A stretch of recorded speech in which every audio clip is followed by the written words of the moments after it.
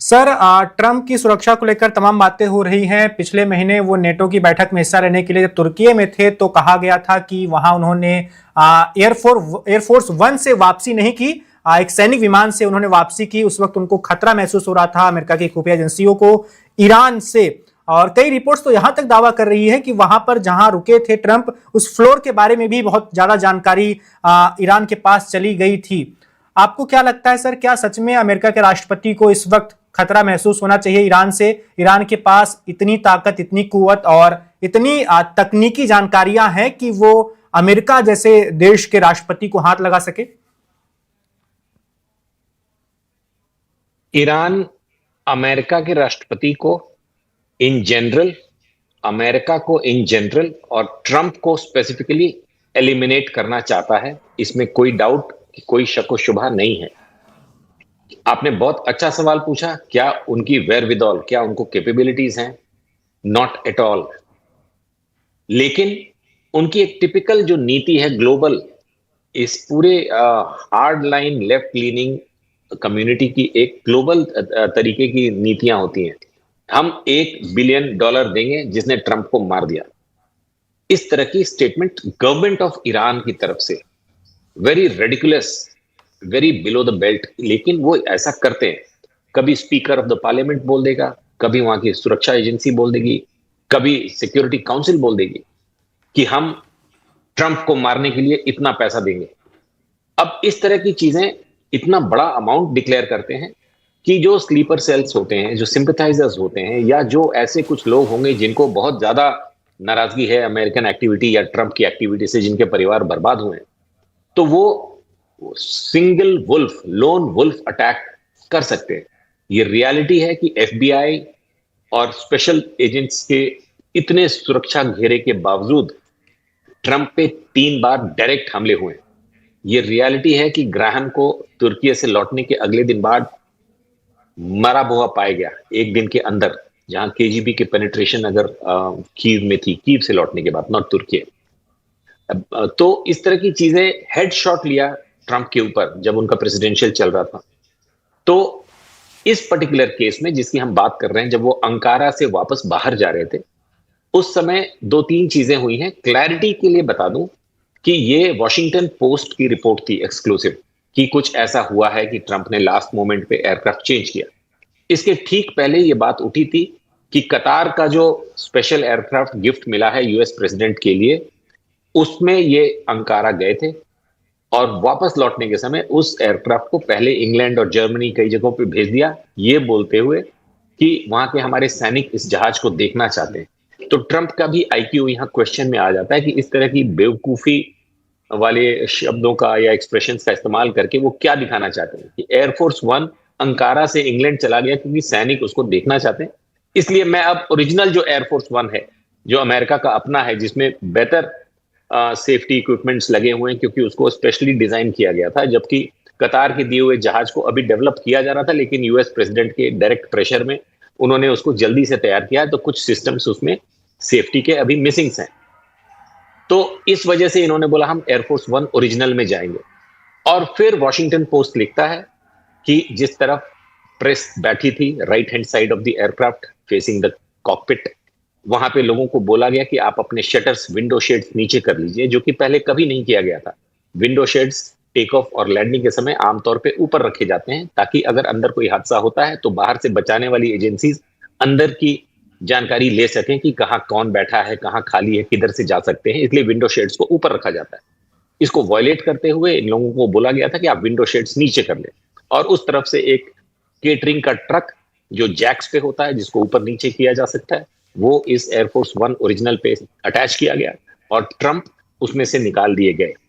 इसके लिए क्या अमेरिकन खुफिया एजेंसियां इन्वॉल्व थी? नहीं। ये भी कंफर्म्ड इंफॉर्मेशन है कि ये इनपुट सीआईए को मोसाद ने दी थी कि अंकारा के जिस इलाके में ये प्लेन टेक ऑफ करेगा, क्योंकि इसके अपने बड़े स्ट्रिक्ट प्रोटोकॉल्स होते हैं। जब यूएस एयरफोर्स वन किसी फॉरेन कंट्री में जाता है, एयर स्पेस को बैन कर दिया जाता है, वहां किसी जहाज को जाने की इजाजत नहीं होती है, उस एयरपोर्ट पे किसी दूसरे मूवमेंट की इजाजत नहीं होती है। उस दरमियान एक NOTAM, global NOTAM issue होता है। ये काफी टेक्निकल बातें, लेकिन मुसाब ने बताया कि शोल्डर फायर्ड मिसाइल, मतलब एयरक्राफ्ट के टेक ऑफ करने के वक्त जब उसके सारे सेफ्टी सिस्टम्स फुल्ली फंक्शनल नहीं होते हैं, उस वक्त उसको हिट किया जा सकता है, जो कि एक short range shoulder fire missile से किया जा सकता है, जो चाइना ने ईरान को दी हुई है, जिसका हमने इस्तेमाल देखा है इस युद्ध में F-35 के ऊपर, अपाचे हेलीकॉप्टर्स के ऊपर।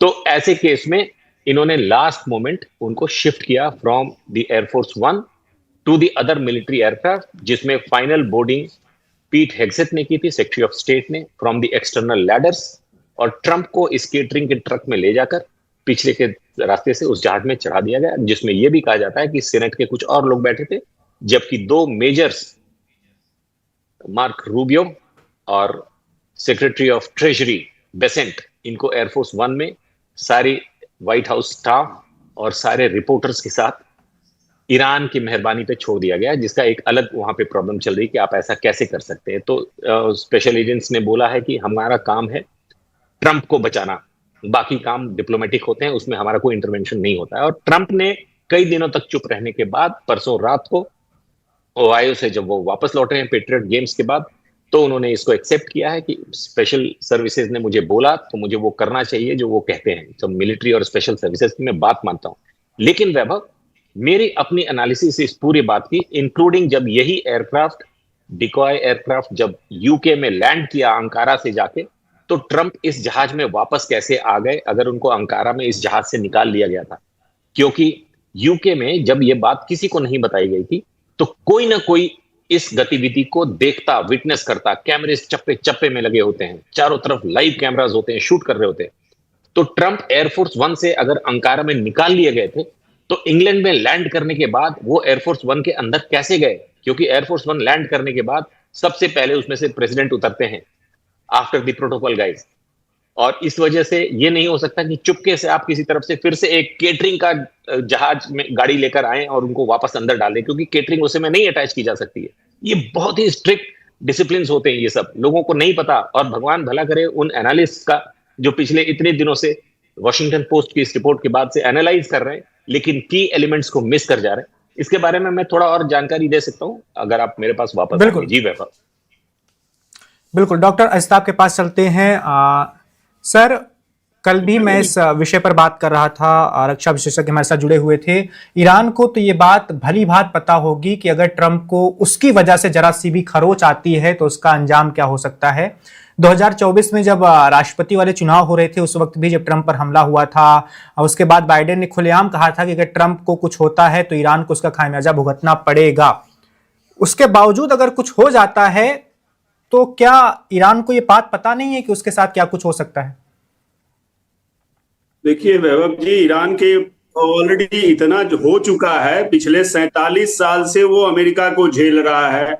उसकी बर्बादी, चाहे वो आर्थिक रूप से कहिए, सैन्य तरीके से कह लीजिए, उसके कमांडर्स की सब उसकी हो चुकी है दुर्गति। वो न तेल बेच पा रहा है, न हथियार खरीद पा रहा है। अब और क्या बर्बादी होगी? अगर और बर्बादी हो सकती तो ट्रंप उसको नहीं छोड़ते। अब एकमात्र परमाणु बम गिराने का ही बचा हुआ है, जो अमेरिका ने ही आज तक दुनिया में एक बार किया है। इनफैक्ट जापान पे 2 बार गिराया इसी अगस्त के महीने में। तो अब अमेरिका पे बहुत ज्यादा ऑप्शंस नहीं है, बनिस्बत की वो लास्ट ऑप्शन की वो अमेरिका शायद नहीं जा पाएगा, जाएगा नहीं मुझे लगता है। लेकिन ये भी सच्चाई है कि राष्ट्रपति ट्रंप के ईरान से तो खतरा है ही, उनके घर में ही सबसे पहले खतरा है। कल एक फोटो आई है और उस फोटो में दिख रहा है कि वो गोल्फ खेल रहे हैं और वहां पे मिसाइल डिफेंस सिस्टम पीछे में खड़ा है। तो आप देख लीजिए। और ये भी रिपोर्ट आई कि वहां पे 3 सिविलियन प्लेन्स, प्राइवेट प्लेन्स हो, उस एरिया में मंडरा रहे थे। वो खतरा ट्रंप पे था। और वहां पे मिसाइल डिफेंस सिस्टम सोचिए लगा रखी है, गोल्फ कोर्ट में मिसाइल सिस्टम लेके जा रहे हैं। इसी से समझ लीजिए कि उनको अंदरूनी खतरे बाहर से ज्यादा हैं। अपने दुश्मन उन्होंने बना रखे हैं, जैसी करनी वैसी भरनी। अब आप देख लीजिए, इसी पे आज एक टोंट कसा है। केन्या की जो ईरानियन एम्बेसी है ना, उसी पे उसने ट्वीट किया है उस फोटो को लेके। दूसरी तरफ ये गॉसिप है या क्या इंफॉर्मेशन है पता नहीं, लेकिन अमेरिका के अंदर ये एक बहुत बड़ा पॉलिटिकल डिबेट इस पे हो रहा है कि राष्ट्रपति ट्रंप अपने तो दुम दबा के भाग लिए, लेकिन अपने जो उनके मातहत हैं, उनके विदेश मंत्री हैं, उनके और भी वहां ट्रेजरी से वित्त मंत्री थे, उनको उसी प्लेन में छोड़ दिया। तो ये कैसा लीडर जो अपने शागिर्द को छोड़ दे और खुद 9-2-11 हो जाए, ये उनके लीडरशिप को अमेरिका के राष्ट्रपति पे शोभा नहीं देता। अमेरिका का राष्ट्रपति दुनिया का सबसे सुरक्षित, सबसे प्रोटेक्टेड और सबसे ताकतवर आप कह लीजिए राष्ट्राध्यक्ष है, उस पे इतने खतरे ईरान से उनको कैसे दिख रहे हैं। और मैं एक चीज ऐड करना चाहूं, जो अभी लेटेस्ट डेवलपमेंट हुई है कल आज में, कि अमेरिका का व्हाइट हाउस की जो प्रेस सेक्रेटरी हैं कैरोलिन लेविट, उन्होंने पद छोड़ दिया है। उन्होंने घोषणा की है कि अब वो व्हाइट हाउस के साथ काम नहीं करेंगी। ट्रंप के ना चाहते हुए भी उन्होंने छोड़ा है।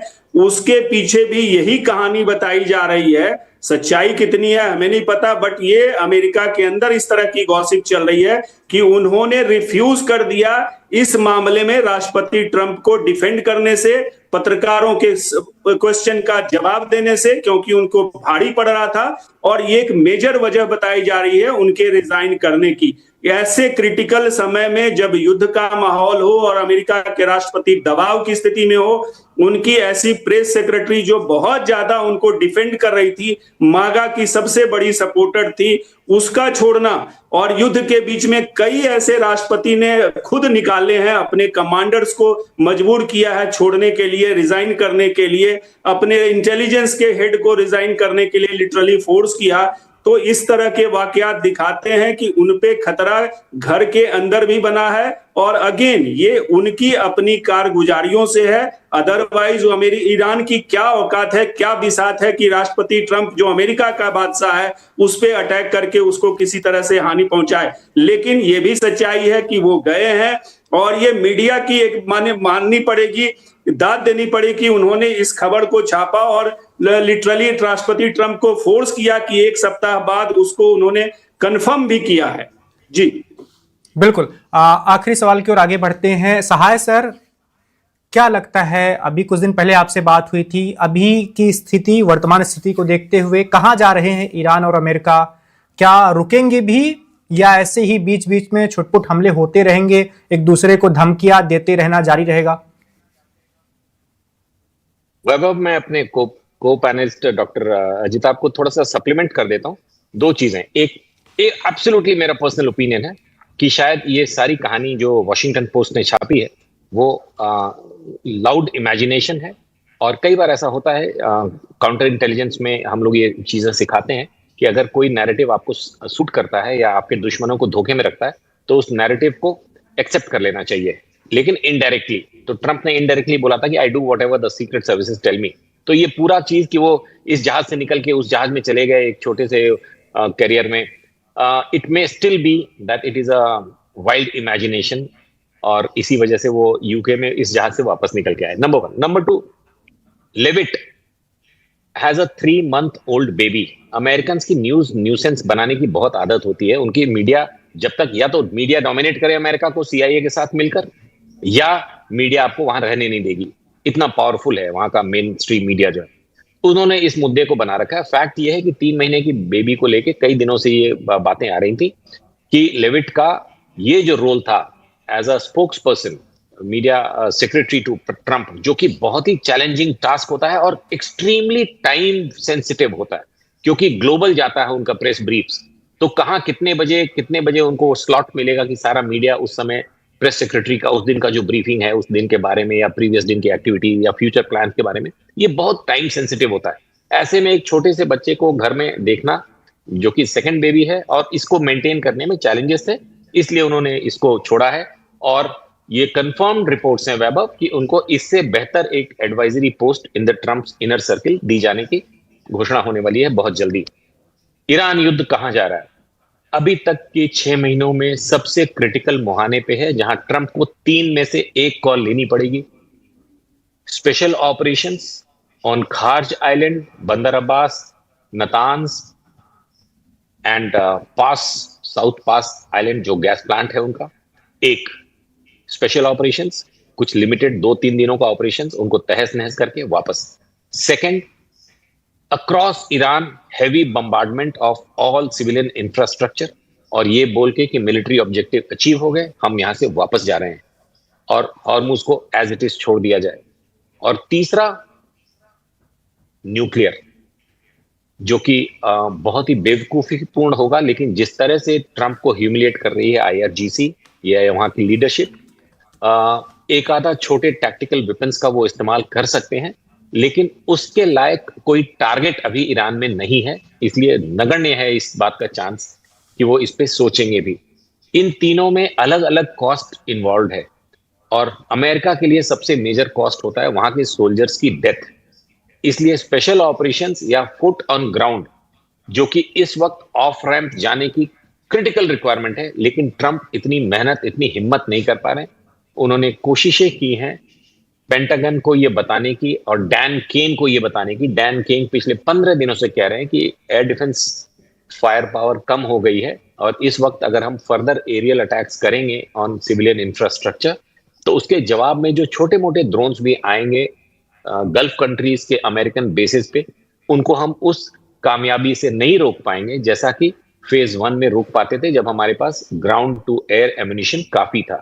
अब वो कम हो गया है। और दूसरा उन्होंने बोला, ये वर्ड्स यूज किए कि air power has its own limitations, कि आप ऊपर से कितनी भी बम्बार्डमेंट कर दें, बट ईरानियन आर्मी, ईरानियन बख्तरबंद यूनिट्स और मिसाइल सिस्टम्स जो अंडरग्राउंड है मिसाइल सिटीज में, उनको आप एयर पावर से बर्बाद नहीं कर पाएंगे। आप एंट्री एग्जिट रोक देंगे और उसको ये कुछ दिनों में खोल ले जाएंगे। तो वो इंसिस्ट कर रहे हैं कि या तो आर्मी को अंदर भेजने दीजिए या इस युद्ध को अभी रोकिए। लेकिन एक ऑफशूट इसका ये जरूर है कि आज की तारीख की अगर हम सिर्फ बात करें वैभव, तो Iran is on the verge of economic collapse. कल एक सज्जन दूसरे चैनल पे मुझसे बता रहे थे कि वो अभी जस्ट ईरान से लौटे हैं और वहां फ्री में रोटियां और खाने मिल रहे हैं सबको। ये इसलिए क्योंकि पैसा खत्म हो चुका है, तो सरकार की बची खुची जो होती है ना रसद, उसको इस्तेमाल कर रहे हैं, और इसीलिए वो धीरे धीरे डेस्परेट हो रहे हैं कि किसी तरह अमेरिका नाकेबंदी खोल दे ईरान के ऊपर, और फिर वो हॉर्मुज में क्या एडमिनिस्ट्रेट करना है देखें। 10 दिन होने जा रहा है, अभी तक ओमान के साथ किया गया अपना एमओयू सामने नहीं ला रहे हैं, क्योंकि उनकी स्थिति बहुत क्रिटिकल हो गई है। एक्सपोर्ट इंपोर्ट पूरा रुका पड़ा है, और अमेरिका इसको यूज करते हुए इराक या पाकिस्तान की बॉर्डर्स पे भी कुछ तैयारियां करता हुआ पाया गया है। जो जैसे ही तेहरान को पता चला, तो उनके नए आईआरजीसी कमांडर ने अभी 2-3 दिन पहले कुछ बख्तरबंद गाड़ियों की इराक बॉर्डर पे मूवमेंट शुरू की हुई है। इसका मतलब कि कुछ इंटेलिजेंस इनपुट उनके पास भी होगा। As of now we are at a very critical junction, जहां ट्रंप को एक कॉल लेनी पड़ेगी। हो सकता है कि ट्रंप मिड टर्म, अब भूल जाइए, वो ट्रंप ईरान के डेवलपमेंट को मिड टर्म से नहीं जोड़ रहे हैं। उनके प्राइमरीज के रिपोर्ट्स दिखा रहे हैं कि उनको काफी भारी पड़ने वाला है mid term, because of internal issue, not because of Iran war. तो इसलिए हो सकता है कि वो इकोनॉमिक किलेबंदी, जिसको वो आयरन वॉल का नाम दे रहे थे कल, स्टील वॉल या आयरन वॉल, उससे वो बहुत खुश हैं, क्योंकि इकोनॉमी ईरान की कोलैप्स हो रही है और इसका बहुत मेजर असर पड़ेगा। उनकी नेवी एंड एयरफोर्स जा चुकी है, इसमें कोई डाउट नहीं है। उनकी मेजर मिलिट्री पावर्स को हिट कर चुके हैं, इसमें कोई डाउट नहीं है। लेकिन छोटे मोटे प्रोजेक्टाइल्स छोड़ने की कैपेसिटी बची हुई है, और इन कैपेसिटी से वो यूएस फोर्सेस को गल्फ में काफी डिस्ट्रॉय कर सकते हैं, बिकॉज अभी भी ground to air ammunition replenish नहीं हो पाए हैं गल्फ में। जी वैभव। बिल्कुल।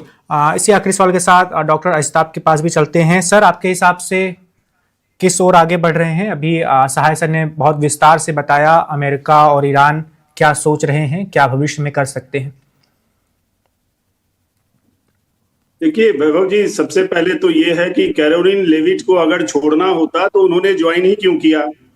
उन्होंने अपनी बेबी को बर्थ देने के बाद भी ज्वाइन किया। दैट शोज कि शी वाज इंटरेस्टेड इन, और अभी कोई ना कोई ऐसी मजबूरी रही होगी कि वो छोड़ रही हैं।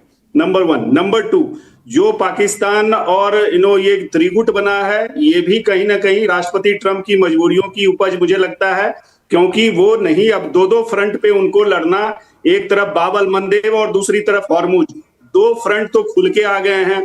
इसके अलावा और भी कितने फ्रंट खुले हैं। इजराइल उनकी बात मानने को तैयार नहीं है। गजा में, लेबनान में जो भी राष्ट्रपति ट्रंप ने एक तरफा निर्णय लिया, इजराइल उसको मानने के लिए तैयार नहीं है। उनका बोर्ड ऑफ पीस कहां है वो पता नहीं। वो पैसे लेके मेंबरशिप देने की बात करते हैं। अभी अब तो खबरें ये भी आ रही हैं कि वो अपना जो ट्रुथ सोशल, उनका जो सोशल मीडिया अकाउंट है, उसको भी वो स्पॉन्सरशिप के लिए खोज रहे हैं कि कोई पैसे दे और इस पे हम उसको स्पेशल इंफॉर्मेशन एडवांस में देंगे। मींस यहां भी कुछ ना कुछ से, जैसे स्टॉक मार्केट में वो धंधे की बात हो रही है, राष्ट्रपति ट्रंप के फैमिली को फायदा पहुंचाना, उनके जो कंपनीज हैं जो उनको इलेक्शन में फंड करते हैं उनको फायदा पहुंचाना, ये सारी चीजें चल रही है और ये खुल के मीडिया में रिपोर्ट आ रही है। अमेरिका के अंदर इस तरह की रिपोर्ट है। जहां तक बात है, अब देखिए राष्ट्रपति ट्रंप के पास ऑप्शंस कम बचे हैं। अमेरिका में जो इन्फ्लेशन है वो अपने पिछले कई सालों में बल्कि बहुत सबसे ऊपर पहुंच गया है। जो गैसोलीन की प्राइस है $4, ये पूरे युद्ध के दरमियान $4 से ऊपर, मींस की बहुत ज्यादा महंगाई वो बढ़ी हुई है। अमेरिका की जनता उसको भी एक्सेप्ट करने के लिए तैयार नहीं है।